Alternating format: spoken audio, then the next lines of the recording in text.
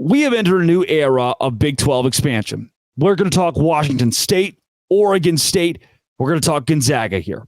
Let's start the Washington State, Oregon State side. I want to make this one brief, try to give you the update that we've all been given. Those two teams are looking at the now. They are currently in a, hey, how do we build a schedule for next year's football season? And one thing that I mentioned is the first show I ever did about this topic was the Big 12 is a conference, not a lifeboat. The Big 12 is a conference, not a charity, not an orphanage. Now, if those orphans are stinking rich, Washington State and Oregon State, we do know they control the assets in the Pac-12. That could behoove you, could work well in your favor. But right now, and the way the College Football Playoff Committee has moved, they effectively superseded Kirk Schultz, the president of Washington State, and said, hey, it doesn't matter really what we vote or who does what. We're going to go with what makes sense. We're going to go with common sense here and effectively supersede some of these supposed rules and bylaws and try to keep teams with less than 8, keep teams that are in a conference with less than 8 teams out of the college football playoff. Is that the right thing to do? 100%. There should never be a, hey, we have 2 teams, we're a conference because of a grace period, let one of us in. By rule, you have to.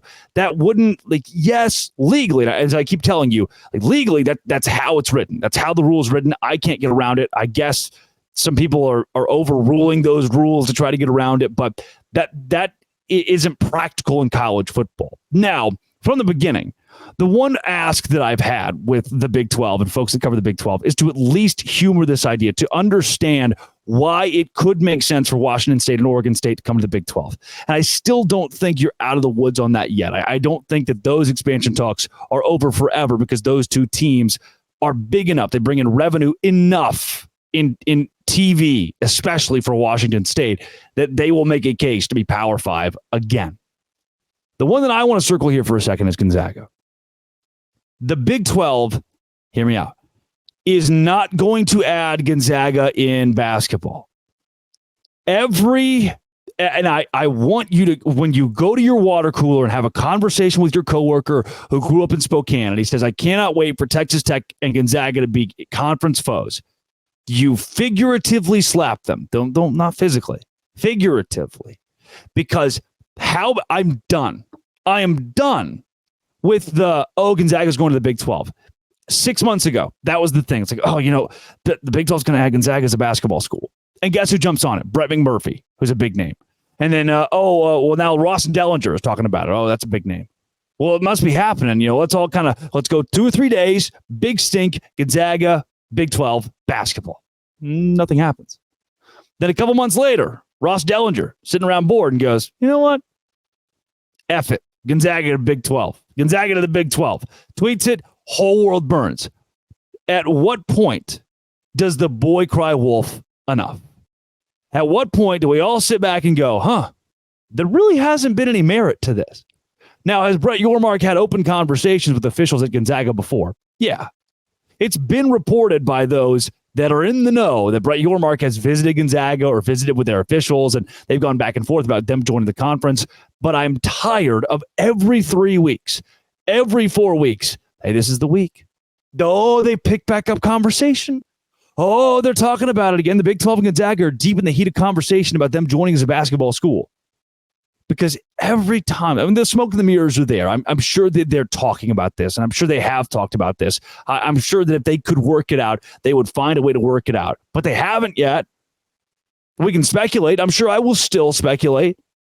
But I'm just done seeing these tweets from the talking heads, seeing these tweets from the journalists that say talks have heated up again about Gonzaga to the Big 12.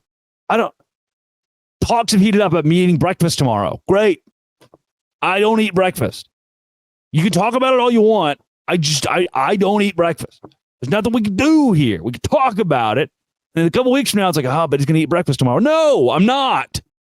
And then maybe I told my buddy, hey, I think I'm going to eat breakfast tomorrow. But then if I keep not eating breakfast, I'm not a breakfast eater.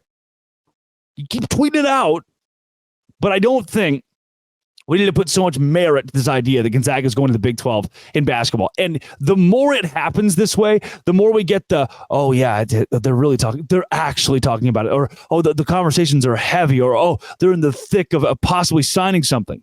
The more that keeps being brought up with no follow-up, zero follow-up, the less I believe any of it. Right? Like, oh, look how close they are to making this happen. No, they haven't really been. Why should I think they are now? I don't. There's your update. So is that pessimistic? Felt aggressive. Did I yell at you a little bit, man? Sorry. So I'm trying to create like a friendly friendship bond thing, not really come down on you. I'll be better tomorrow. This has been, it always will be. Thank you for making it your first listen every single day. Come back tomorrow and I will tell you all that I know about the Big 12. I'll tell you everything I know. Locked on. Thanks again for making it your first listen every single day. Doce Grande.